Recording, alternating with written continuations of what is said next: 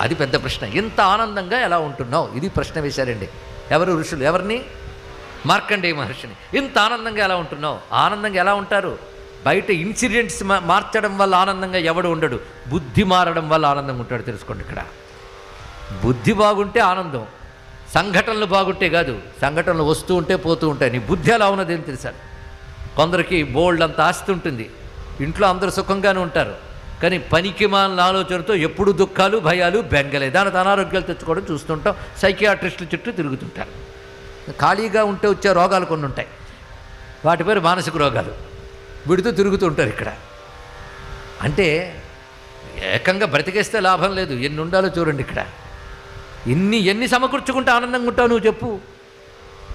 అంటే వస్తువు సమకూర్చడంలో ఆనందం లేదయ్యా, ఆనందం ఇక్కడుంది. అది ఎలా వస్తుంది?